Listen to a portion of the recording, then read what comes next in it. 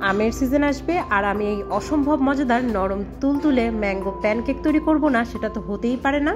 আসসালামু আলাইকুম everyone, welcome back to my channel রমনের কুকিং লাইফ। আজকের পর্বে সবাইকে স্বাগতম জানাচ্ছি হংকং এর খুবই জনপ্রিয় একটি স্ট্রিট ফুড ম্যাঙ্গো প্যানকেক তৈরির রেসিপিটি দেখার জন্য, যেটা তৈরি করা খুবই সহজ আর খেতে হয় অসম্ভব মজার, একদমই ক্রিমি আর নরম তুলতুলে।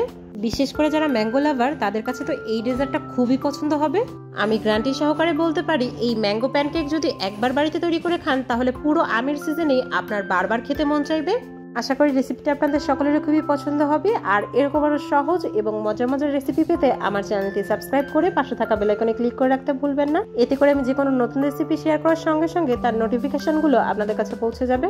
ম্যাঙ্গো প্যানকেক তৈরি করার জন্য প্রথমে একটা পাত্রে 1 কাপ পরিমাণ ফুল ক্রিম তরল দুধ নিয়ে নিচ্ছি। সাথে অ্যাড করে দিচ্ছি 2 টেবিল চামচ পরিমাণ চিনি আর 1 টেবিল চামচ পরিমাণ মেল্টেড বাটার। এখন অ্যাড করে দিচ্ছি রুম টেম্পারেচারে থাকা 2টা ডিম আর 1/4 চা চামচ পরিমাণ ইয়েলো ফুড কালার। এরপর একটা হ্যান্ড উইক্সের সাহায্যে সব উপকরণগুলো একটু ভালোভাবে মিক্স করে নিচ্ছি। আর চাইলে কিন্তু এখানে কালারটা স্কিপ করতে পারবেন, কিন্তু দেখার সৌন্দর্যের জন্য আমি কালারটা ব্যবহার করছি। সবকিছু ভালোভাবে মিক্স করে নেওয়া হয়ে গেলে এখানে অ্যাড করে দিচ্ছি 1/2 কাপ পরিমাণ ময়দা, 2 টেবিল চামচ কর্নফ্লাওয়ার, 1 চিমটি লবণ। এরপর আবারও হ্যান্ড উইক্সের সাহায্যে সব উপকরণগুলো একটু ভালোভাবে মিক্স করে নিতে হবে।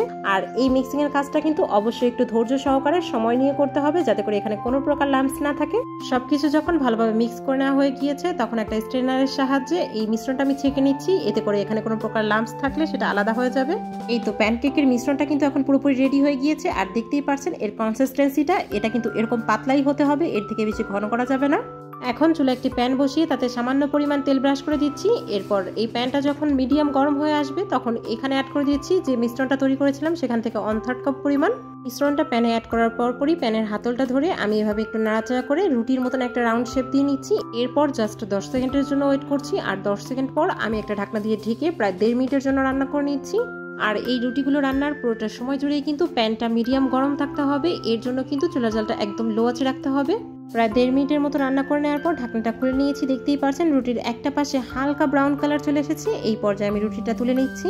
এই রুটিগুলো কিন্তু একটু নরম হয়, প্যান থেকে তোলার সময় অবশ্যই একটু সাবধানে তুলতে হবে। একইভাবে কিন্তু আমি সব রুটিগুলো তৈরি করে নিয়েছি। এখন একটা পাত্রে 1 কাপ পরিমাণ ঠান্ডা ঠান্ডা হুইপড ক্রিম নিয়ে নিয়েছি। সাথে অ্যাড করে দিচ্ছি 1/2 চা চামচ পরিমাণ ভ্যানিলা এসেন্স আর 1/4 কাপ পরিমাণ চিনির গুঁড়া। এখন একটা ইলেকট্রিক বিটারের সাহায্যে ক্রিমটা বিট করে নিচ্ছি যতক্ষণ না পর্যন্ত এই ক্রিমটা একদমই ফোমি আর ক্রিমি হয়ে আসছে। কেক ডেকোরেশন করার জন্য আমরা যে ক্রিমটা তৈরি করি ঠিক কিন্তু তেমনই ক্রিমটা তৈরি করে নিতে হবে। দেখতেই পাচ্ছেন বাটিটা উল্টো করলেও কিন্তু ক্রিমটা পড়ে যাচ্ছে না, তার মানে কিন্তু এটা পারফেক্ট ভাবে তৈরি হয়ে গিয়েছে।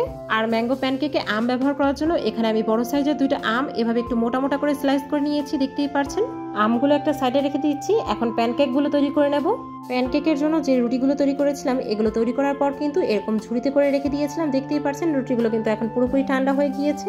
এখন এখান থেকে একটা রুটি নিয়ে নিচ্ছি। আর রুটির যে পাশটায় এরকম হালকা ব্রাউন কালার এসেছিল ওই পাশটায় আমি যে ক্রিমটা তৈরি করেছি ওই ক্রিম থেকে কিছুটা পরিমাণ ক্রিম নিয়ে নিচ্ছি।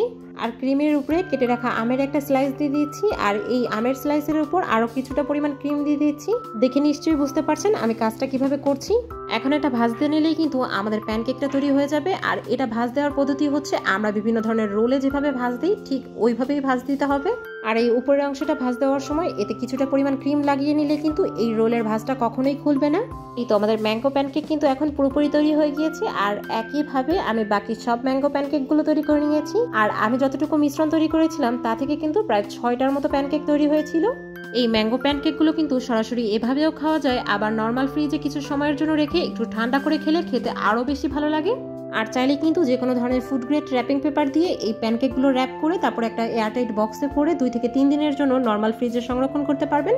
দেখতেই তো পারছেন ভিউয়ার্স এই ম্যাঙ্গো প্যানকেকগুলো দেখতে কতটা লোভনীয় হয়েছে, দেখেই যেন জিভে জল চলে আসছে। আর এর টেস্টের কথা যদি বলি এক কথায় জাস্ট অসাধারণ, একদমই নরম তুলতুলে ক্রিমি আর মুখে দেওয়ার সঙ্গে সঙ্গে মিলিয়ে যাচ্ছে। আর মুখের ভিতর মনে হচ্ছে টেস্টের ব্লাস্ট হচ্ছে। এইবারে আমের সিজন শেষ হওয়ার আগে একবার হলেও এই রেসিপিটা ফলো করে বাড়িতে ম্যাঙ্গো প্যানকেক ট্রাই করে দেখতে পারেন। আশা করি আপনাদের খুবই পছন্দ হবে। আর বাড়িতে ট্রাই করলে আমাকে কমেন্টে জানাতে ভুলবেন না। আর রেসিপিটা পছন্দ হলে অবশ্যই ফ্রেন্ডস এন্ড ফ্যামিলিদের সাথে বেশি বেশি শেয়ার করতে ভুলবেন না, কেননা আপনাদের সাপোর্টই আমাকে আরো বেশি উৎসাহ যোগায়। আবার দেখা হবে নতুন কোনো রেসিপি নিয়ে নতুন কোনো ভিডিওতে। আল্লাহ হাফেজ।